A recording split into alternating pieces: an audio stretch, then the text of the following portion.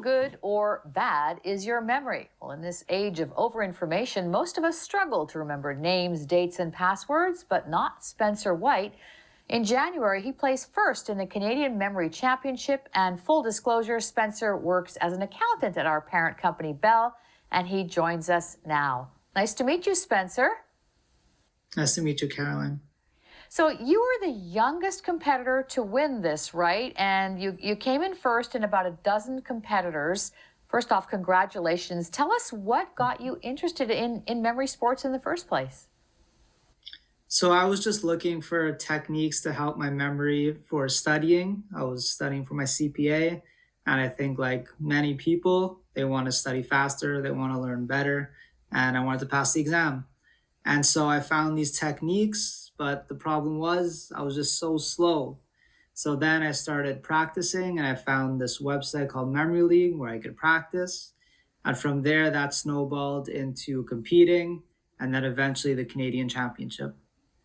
Wow, so this is all in a space of just a couple of years. You go from learning these memory techniques to winning this championship? Exactly, about 2 years. Yeah. That's amazing. Tell us about the competition. How many things did you have to remember, and what kind of time were you given? So there's a couple events. The first one is images. You have 5 minutes to memorize the order of as many images as you can. And I got 459 images in a row. Holy Then there was tamale. words. So I had to memorize as many words as I can in 10 minutes, and I got 210. And of course, numbers, how many you could do in 10 minutes. I disappointingly got around 516. And there was cards, so you have to memorize the deck of cards. And I did that in just under 2 minutes and a half. And then names Wow. and faces. So something you do on a day-to-day basis. And I memorized 83 names and their associated faces in five Wow, that minutes. that that is in 5 minutes, all that, or 5 minutes per And category. the names was a 5 minutes event. So some events are 5 minutes, some 10 minutes. And I saw you at one point, you were matching cards with somebody. You have to have everything in perfect order, not just memorize, right?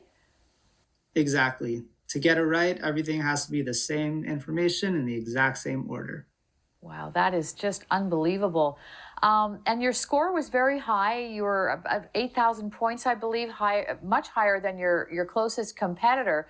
And you set some new records as well. Have you always had this amazing memory, or is this really something you completely taught yourself in the last couple of years? This is something completely brand new to me. I had never considered myself to have a good memory. I still don't consider myself to have a good memory. What I have is tools and techniques that I could use and employ when I need to. And for my purposes, I use them to compete as a sport and as an athlete. But for the everyday person, they could use it just to help their normal day-to-day lives. So tell us then about some of these techniques you've been using, Spencer. What kinds of things did you do to get such a great result? Yeah, so my main technique is called the memory palace or the journey method, as some people may say.